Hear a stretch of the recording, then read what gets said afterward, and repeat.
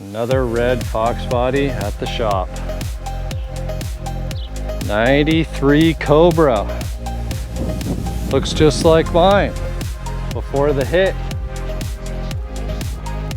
Oh, beautiful car. A little windy out today, so let's get it in. All right, here we are. Hugo's 1993 Cobra. Dropped off the other weekend for random misfiring issues and wants me to just kind of go over the car and see what else it might need. He actually also brought a Rockville 11-inch spare tire well subwoofer that I need to wire up, so that should be straightforward. He's got an older Alpine head unit in there that he says he upgraded all his speakers to newer Infinity, and the head unit just doesn't have enough oomph. Upon further investigation, it's only putting out about 15 watts RMS per channel, which isn't much for any aftermarket speaker. So I've actually got a solution that I'm going to be sharing with you guys that I think you're really going to like. And then also we got a weird refrigerator noise behind the dash that we need to deal with, and an old alarm that we're going to be cutting out. So stick around. So I'm not going to be boring you guys with removing an old alarm. I've done it time and time again on the channel, and I'm sure a lot of you guys watching have done it as well. Take your time, trace the wires, connect what needs to be put back together, and rip out the rest.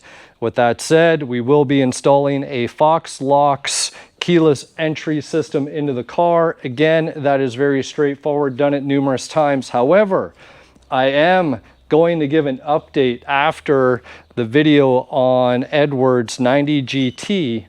And if you remember, we were investigating why the switch on the passenger side for locking and unlocking does not work once you install the FoxLox. And we have concluded that is a glitch in the matrix in the system. Maybe it has something to do with that feature. And I've never understood how the electronics managed to do one-click driver door unlock, second-click passenger door unlock, and I bet you it has something to do with that programming that it just does not like it. So here we are, installed, and I am almost more of an advocate now for the SN95 fob versus that old-school Volkswagen Jetta style.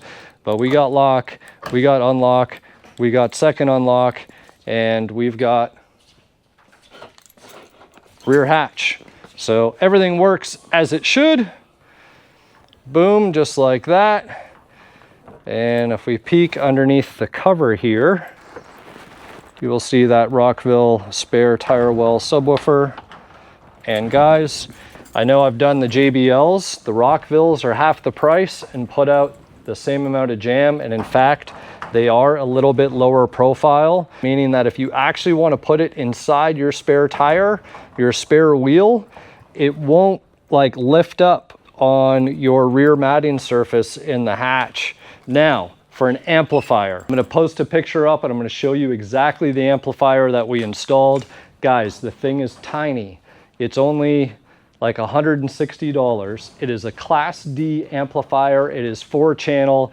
I believe it's only a 15 amp circuit, which means you can run it off the factory radio circuit if you want.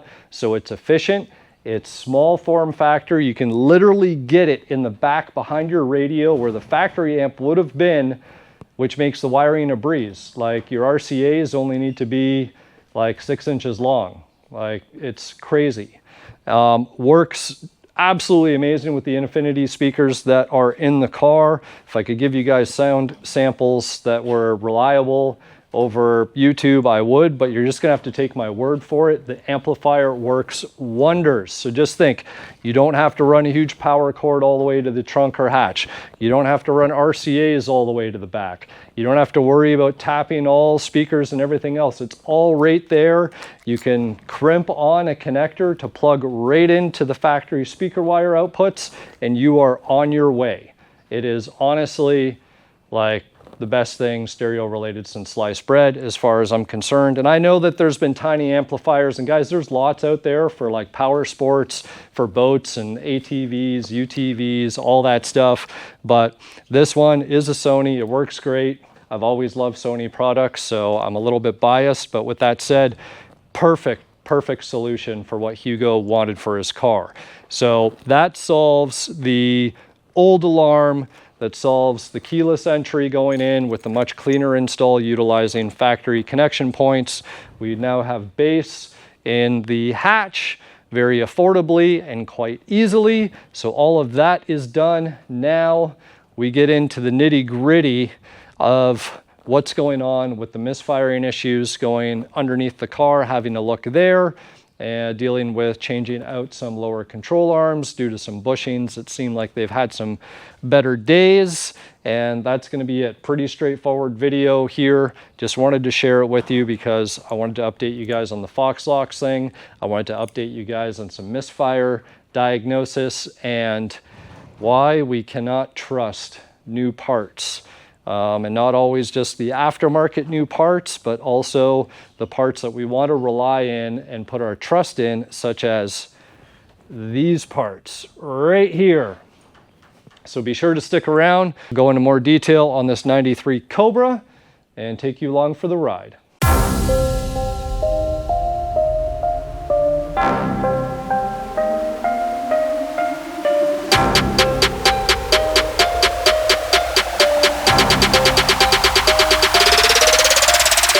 Good opportunity to take you guys along for the ride and show you guys what is a very clean example of not only the underside of a 93 Cobra, but the underside of a Foxbody in general.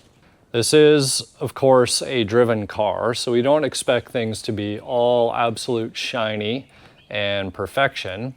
And one thing that I did notice right away when I walked up to the car was the VIN sticker being actually over here. That's a first for me. Actually, you could almost think you might even see that from the side of the car, especially if it's not lowered down too much. But this car has a couple little signs, telltale signs that maybe this wasn't always as stock appearing as it is now. So a couple things to consider is if we look at that connector, it's all tie wrapped, zip tied up. And they could have just messed that up when they did the fuel pump, or maybe there is in fact a larger fuel pump in there, or maybe just somebody upgraded it for the hell of it. You never 100% know, but if you look at this exhaust tip, look right here. This is some perfect clearancing for what would have been a bigger tire. And if you're thinking maybe it was clearanced on one side, no, in fact, it was clearanced on both. So I have a feeling the Bilstein shocks, especially the quads, aren't just necessarily new to the car for the sake of getting upgraded. So who knows, just maybe a bigger tire, maybe a different set of wheels with larger tires. Then we got the Ford Racing diff cover. So nice service item. You can see they actually used the gasket here instead of gasket maker. Oh. Hello, sir. How are you? Good. How are you? Very good so far. Yeah, very good. Yeah. Anywhere right here is fine. Thanks, sir. Thank you so much. Appreciate it. All right. Have a great weekend. I love some of these older O'Reilly's drivers that drop parts off. It's just like a nice little retirement gig for a lot of them. Super friendly, super nice. And you know, it'd be actually kind of cool when you think about it. You just kind of drive around to different shops, see what they're working on, drop off car parts. Not a bad retirement gig. Anyways, back to the car. So speaking about the tailpipes that have been slightly modified, we actually still have the factory mufflers on the underside of this thing, which is kind of a treat to see. And factory H-pipe, all the emission tubes, everything are connected. And in fact, I don't even think we have separated heat shields. Actually, this guy was a rattler. You can see someone's wedged something up in there to keep the rattles down. I've seen tinfoil and all types of crap wedged up in these before. Got a nice set of welded in subframe connectors. Of course, they sprayed a little bit of black over some of the areas after to keep rust down. So looks like they got creative here. We'll probably try and fix this a little bit better. I think I've got a spring that I could use really needs another one of these guys, but looks like we don't have one. Looks like the hardware has been off and sprayed up for the rear sway bar. Now, maybe they had that off when they did the diff cover and they opted to paint it up. Not 100% sure, but we do have factory springs. The stickers are still on there, which is always a treat to see. The fuel filter, that's clearly been replaced. It's a black style filter, and you can see how clean that clip is. So we know that the fuel filter has been done within reason. Now, getting to the squeak while we're back here, look at that bushing. You can see that the collar or the sleeve is like clearly exposed right there. And I have a feeling that that is in fact the culprit to our squeaking in the back. The only other thing that it could be is the shock mount at the top, which I highly doubt that that is the issue. So I've got new control arms on the way from LMR, factory style. So this sway bar, in fact, will be coming off again. And we'll get those control arms swapped out, hopefully in a short amount of time. We're gonna have to drop the shocks and actually probably drop the quad as well. So rear wheels off and all that stuff, because dealing with factory springs in the back, it can actually be a little bit more challenging than you think. So we'll be changing those over. Looking down the edges here, pinch welds look reasonable. Obviously there's been a couple attacks of a jack in a few spots here, but nothing too crazy. Might even be able to bang a couple of those a little bit straighter for them. It's harder to do obviously with side skirts in the way, but we will do our best. You can see somebody tried to straighten this one out a little bit. Seam sealer's cracked, but you know, that's part of the Foxbody game. We've also got Bilstein struts up here, more factory springs, control arms, ball joints, all the boots and everything, tie rod ends. Nothing's cracked. New end links on the sway bar, so all that looks the part. And when we look on the underside of the motor here, everything is quite dry. Maybe a little wet around this drain plug, or maybe we'll just see. We'll check some turns on a few of those oil pan bolts right there, make sure that everything is looking good there. The balancer's clearly been changed. Probably was puking out its rubbers. We actually have the tiniest little leak right here. It's not a bad coolant leak to have, so we'll tighten up this gear clamp right here and get that tidied up. It is a pretty small size filter. I'm sure it's doing its job. Tiniest rear main seal leak. That's hardly even anything to worry about at this point. You can see actually that bolt's a little wet there, so this pan gasket might be, not yet. It's not worth opening up and dealing with all that. There's lots of, there's still some life there in my opinion, especially on a driver car. So that is the underside. Looks pretty clean. Don't see any cracks in the floor here, which they're prone to usually around here. That point would be an area for stress. Other than that, guys, this is a really clean underside. So let's just go ahead, clean up these few items, and we'll start taking some stuff apart so that we can get ready for these control arms as soon as they get dropped off.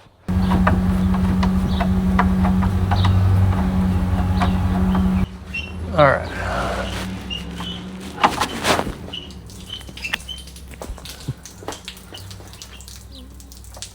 There you go.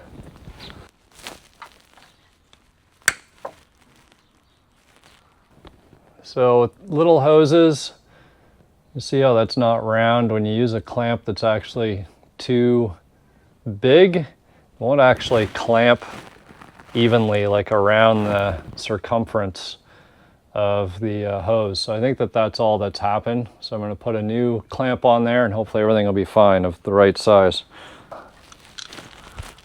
All right. There you go. Like a pro.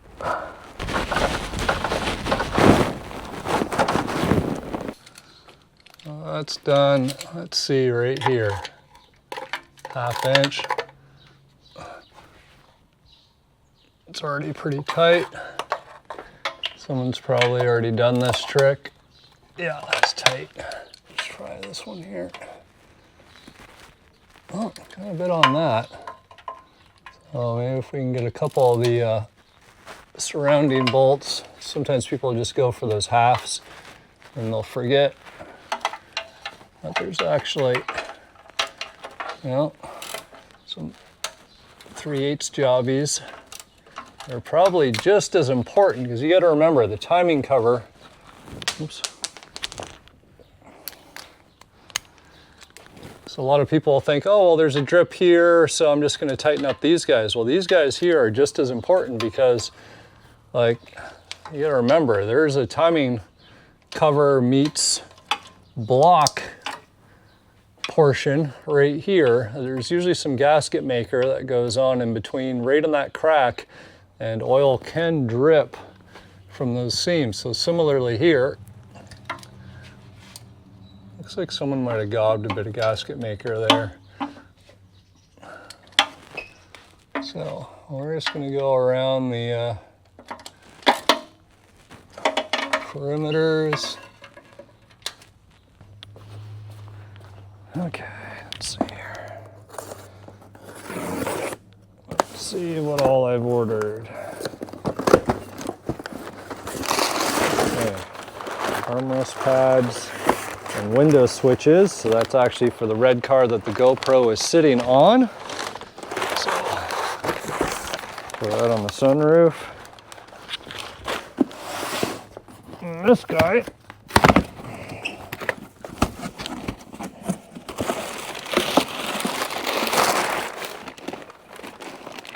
Cup holder, maybe for this guy.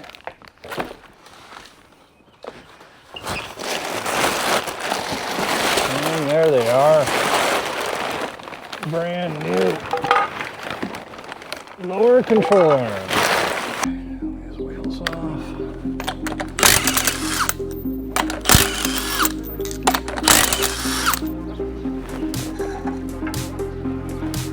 '15s and '18s, '19s, '20s.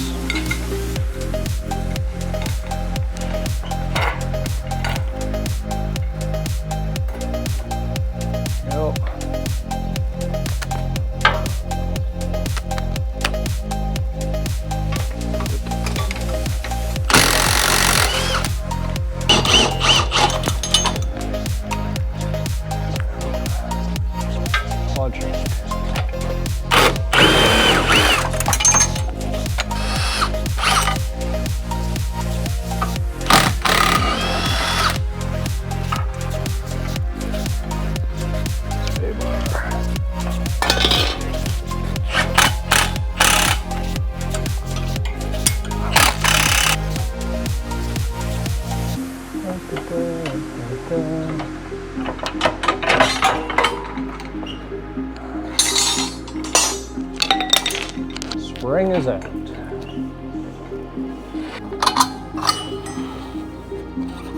Lower is down to get at the head of this bolt, especially if you've got aftermarket exhausts or mufflers that are way too close. Sometimes you're going to have to actually, I don't know, unbolt your hangers or pry the muffler out of the way so you can get access into here. So sort of like this. I'm just going to use this little adapter here.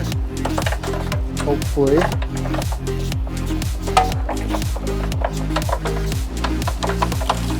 There we go. A trick on this side is a super long extension.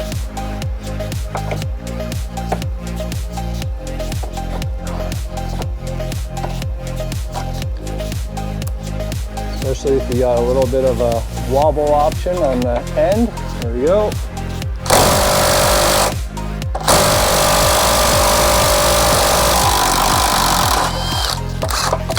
Whew, there we go. That was on there. So you want to do one side at a time so that way the diff doesn't shift too much and it's easy to do one bar. You don't want to torque this guy down until you got the weight of the suspension on it, otherwise your car is going to sit like a 4x4. Whew. Got it.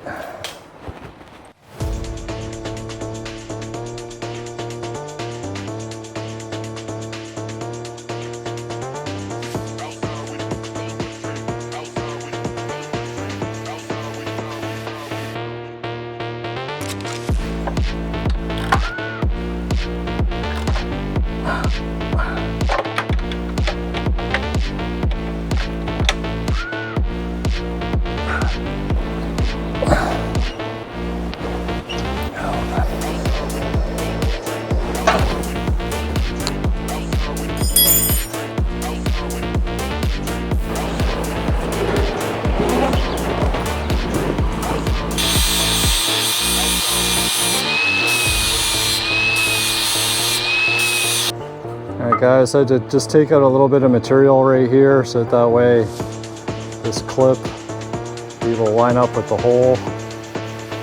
So no big deal. I'm gonna go ahead now before the GoPro battery dies. I'm gonna go ahead, repeat everything on this side. We'll get that knocked out.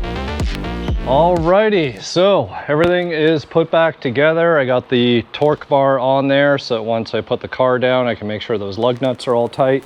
But everything went on just the way that it came off. Again, an absolute pleasure to work on this car. I did stop for lunch and I was trying to work on something real quick, something simple, something easy. And let's just say there's going to be more going back to LMR. Like, I'm not going to show you guys changing out window switches and bezels and door lock switches, but I am going to highlight the fact that when you get a switch that says 87 through 93 door lock switch left hand, and there is a right hand switch in the box, like, yes, does it plug in? Yeah, you can make it work, but then you're going to hit the lock button and you're going to unlock your doors, and then you're going to hit the unlock button to lock your doors, which is no fun. So needless to say, I got to be extra careful now, because now I've got these guys dangling. And you got two brand new window switches, but no door lock one. So I can't get the armrest back on. So I just want to make sure when I close this door, it's not going to mess anything up. I did manage to get the passenger side done. So this is Mike's car from San Antonio, and redid all of his interior for him. Got the door panel inserts. I believe those were all provided by Retrofast Garage with these Recaros here. So welded up some seat tracks like you guys have seen me do in my other videos. So that way you can actually run your factory Foxbody seat tracks and your ass isn't a foot off the floor pan, where if you're a taller guy, your head starts hitting the top of the roof every time you get in and out of the car, which can be extremely annoying. But the black interior came out awesome. Did some Alcantara on the pillars. Did Alcantara on the headliner, so everything came out really, really nice. And now this project has snowballed, so it's not just the interior and trim, which this all turned out really nice. This was some of the worst trim I've ever had to restore, and I think it turned out great. So redid all that, got some fiddle fart pieces on here, but Mike did opt to get rid of his OG setup here for a Dart 363. So I wouldn't be able to tell you what this is, 302, 306, somewhere in between. All the compression numbers came back in between 150 and 160. So it's just, he wants to go with something that he knows 100%, and he's trying to obviously make a bit more power. So I'm gonna go ahead now, get this car pulled out, and then we will get Hugo's car back down on the ground, do a final test drive. And in fact, I just want to double check the timing, and I am going to double check the TPS as well, since changing the TFI and the distributor on it. Just want to make sure that all the values are dialed in. We'll do a final test drive, and then Hugo should be on his way. Let's see what our TPS reads here. 1.07. Since we like to perfect things, let's see what we can get here. 1.03. 0.04. 0.98. 1 volt. Boom. Lock it in.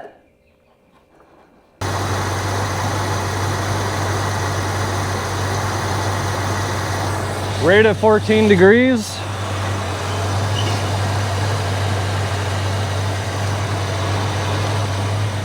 I'd say we're good to send it. All right, engine bay. Let's talk about this real quick.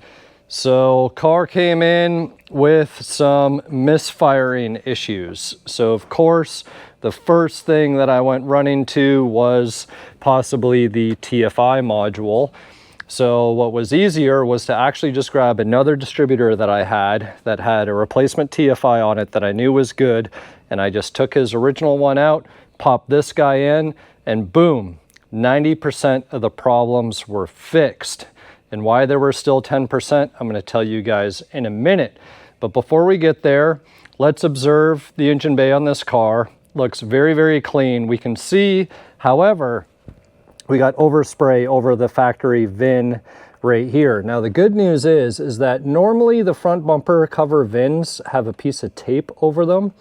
So if somebody wanted to get really crafty, they could probably cut and peel the paint and the clear that's on top, or even be able to get the tape that's covering that factory VIN and maybe get it exposed, or maybe even just sand stuff down till you got to the tape. It would take some patience, take some effort, but I think it would be possible. Now, this car has seen a repaint, not just in the front bumper, and we can see all the rivets have been done, but it's been painted, the whole car's been done. So there's some really nice, masking that's happened here, and they did a really good job at making sure that the paint was a quality refinish. Now, whether it was just Texas sun fade, or maybe something slight happened to the front bumper cover, whatever it might have been, the paint, we'll talk about it in a minute. But in the engine bay, everything appears to be the way that it should, right down to the air silencer that is in fact still sitting in the inner fender well there. So radiator support looks nice and clean and straight. The frame rails don't have any tweaks or any areas protruding out, and just the necessary upgrades such as a newer radiator. We can see radiator hoses have been done. AC compressor has been changed. I'm sure that water pump has been done at some point. It looks like the thermostat housing has, so probably a whole cooling system overhaul. But you can see things like the cherry pickers, hooks are still on there, that's right. Factory headers or exhaust manifolds, whatever you want to call them. A poor excuse for a header at that. You can see back here, couldn't tell you if the heater core has been done, but these are not the factory clamps, so whether the hoses have been done or the hoses in the core. In fact, looking back there, I have a sneaky suspicion might still be the original heater core in this thing. So you just never know sometimes, but all the vacuum lines appear to be in really good shape. Pollution pump, all that emission, EGR, all that stuff is all in place the way that it should be. In fact, master cylinder, this is probably original to the car. It's pretty yellow, but the brakes are in fact doing their job. I believe this car is showing about 60,000 miles and change on the clock, if I remember. Sorry, 40,000 miles. So whether it's 40,000 or 140, sometimes it's really hard to tell depending on how it was maintained, who took care of it, and of course with this beautiful fresh red paint. But everything is really nice and crisp and straight on this car. So it kind of reminds me of my 93 Cobra, the one that was hit, because mine, I believe, is about 140,000 miles as well. But some of these cars that have been down in the south, they stay really clean, and sometimes they're just victims of sun fade and everything else. But talking about the exterior and sun fade, when you see quarter window moldings like this, like just so clean. So maybe somebody just wanted a refresh with the paint. And there's a couple little blemishes. You can see kind of maybe in there. I don't know if the camera can pick that up. Just stupid stuff like that on the underside. Just a couple little spots here in the molding. What else? Whoever put the Cobra emblem on the driver's side fender here, you can see didn't do the greatest job. but that's just me nitpicking. Like the trim is really nice. The run channel moldings are real nice shape, guys. The interior in this thing is just absolutely immaculate with its proper Cobra floor mats. So there we go. There's a little bit of the underside. You got engine bay, interior. Talked about the exterior a little bit. Talked about why the car came in with some misfiring issues, but that wasn't it. So we still need to talk about the 10%, but we're gonna do that while we go for a quick little test drive. I'll fill you guys in on what the deal was there. So let's get the hood closed, do our 90-point turn here, and get out of the shop, go for our little test drive.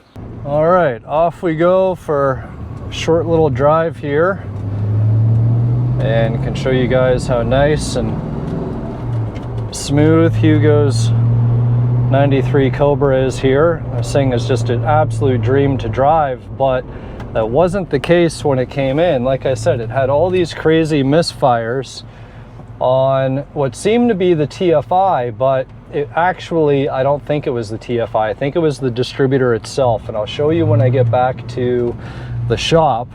You guys will be able to see it firsthand.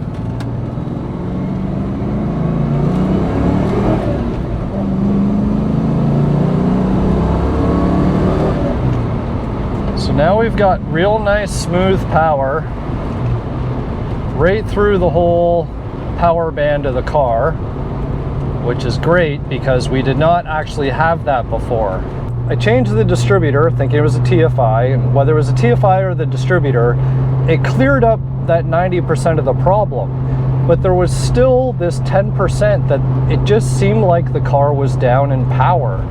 And I put some miles on it, took the car to lunch a couple times, and it would come and go. But the oddest thing that I'd ever experienced in a Foxbody is it sounded like there was like a mini fridge behind the cluster. Like there was like this little compressor or something running behind, like in the dash. And Hugo had told me, he's like, yeah, there's this weird noise, and like it's hard to explain, but when you drive the car, you'll hear it. And it wasn't RPM related, it wasn't speed related, it was just kind of always there.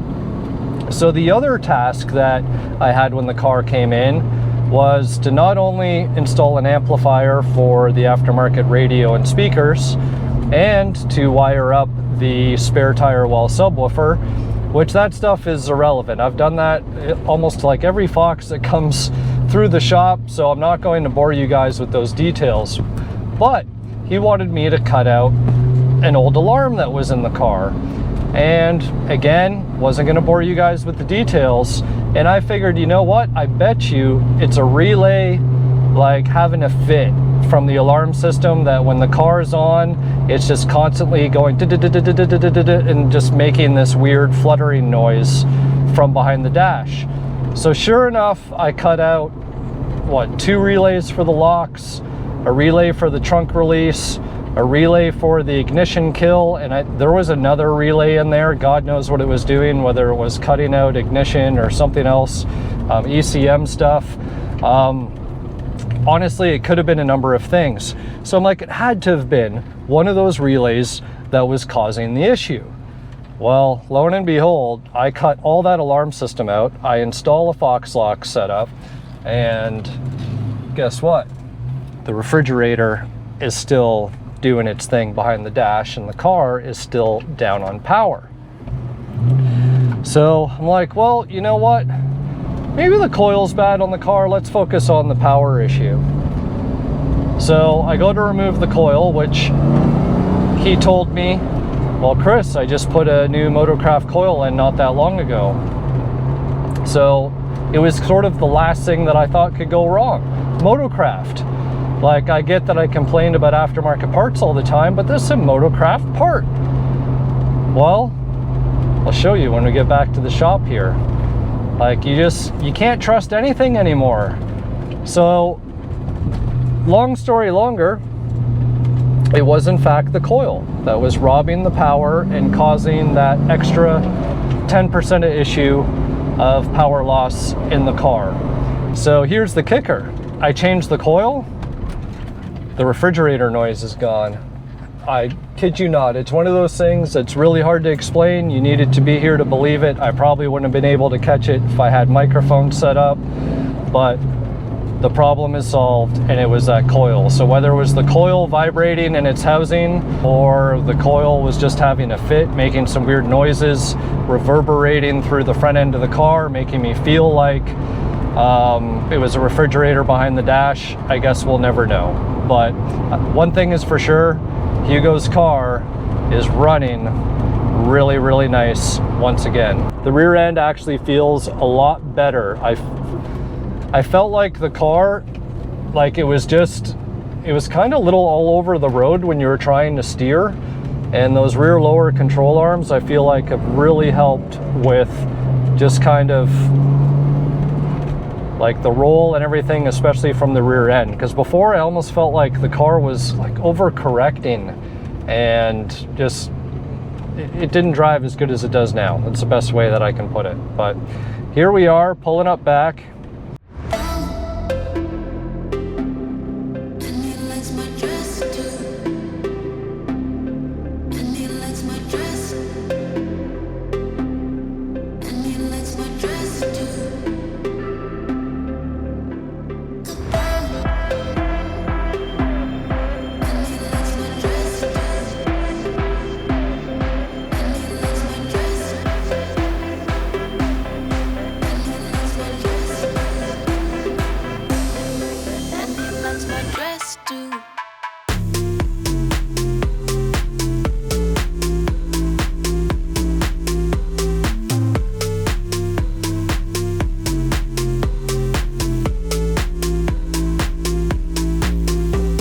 So here's the distributor that came out of the car.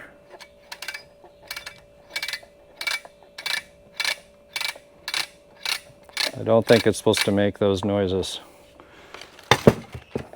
And here is what would have been pretty much brand new that was causing the issue.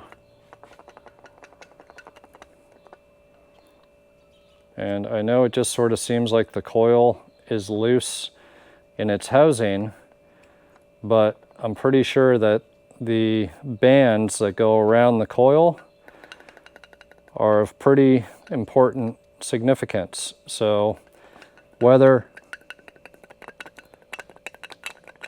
it was doing this while the car was running, sounding like a fridge behind the cluster, I don't know. But I'll tell you this, it was causing serious power breakup between probably 2,000 and 4,500 RPM. So LMR, you can have this back. You can have your wrong door switch back and a couple other parts. Well, everything that's in that box.